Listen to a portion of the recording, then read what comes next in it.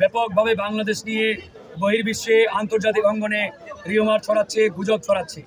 আসলে ভারতের খেলার মতো কোনো কার্ড নেই, তাই তারা পরিকল্পিতভাবে গুজব ছড়িয়ে আন্তর্জাতিক মহলের অ্যাটেনশন নেওয়ার চেষ্টা করছে। ইতিমধ্যে আপনারা জানেন বাংলাদেশের রাষ্ট্রীয় ক্ষমতায় যিনি রয়েছেন তিনি একজন আন্তর্জাতিক ব্যক্তিত্ব, ডক্টর মোহাম্মদ ইউনূস।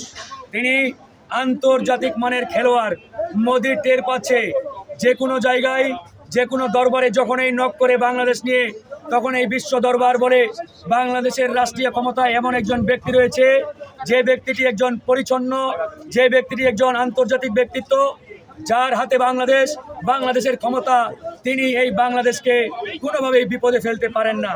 তাই ভারতীয় গণমাধ্যমগুলো, মিডিয়াগুলো মিথ্যাচারের মাধ্যমে, গুজব ছড়ানোর মাধ্যমে আন্তর্জাতিক অঙ্গনে একটি প্রোপাগান্ডা ছড়িয়ে বাংলাদেশ সম্পর্কে তারা নেতিবাচকতা ছড়াতে চায়। কিন্তু তাদের এই নেতিবাচকতা ছড়িয়ে আন্তর্জাতিক বিশ্ব কোনোভাবেই বিভ্রান্ত হচ্ছে না। ভারতীয় মিডিয়াগুলো কয়েকদিন আগে বলছে আমাদের চট্টগ্রাম নাকি তাদের, আমাদের খুলনা নাকি তাদের। আমরা ইন্ডিয়াকে বলতে চাই চট্টগ্রাম অঞ্চল খুলনা অঞ্চল নয়। তোমাদের হিম্মত থাকলে, কলিজা থাকলে আমাদের ব্রাহ্মণবাড়িয়া নামক একটা জেলা আছে, সেই ব্রাহ্মণবাড়িয়া জেলাকে দখল করে দেখাও। তোমাদের কলিজা টেটা দিয়ে ছিদ্র করে বের করে এদেশের ব্রাহ্মণবাড়িয়া জনগণ বের করে নিয়ে আসবে। আমাদের চট্টগ্রাম অঞ্চল দখল করার চিন্তা বাদ দাও ভাইরা।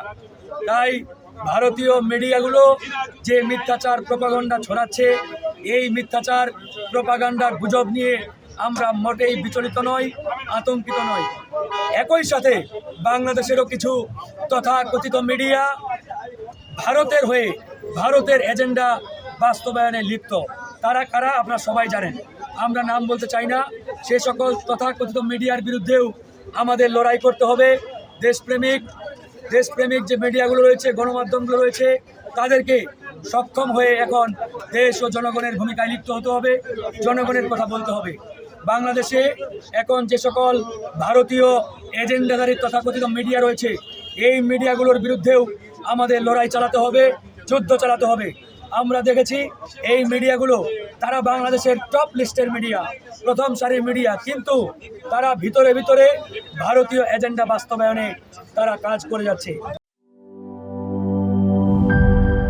মাঠের অলরাউন্ডার আমি, আর ঘরের অলরাউন্ডার টাইলক্স।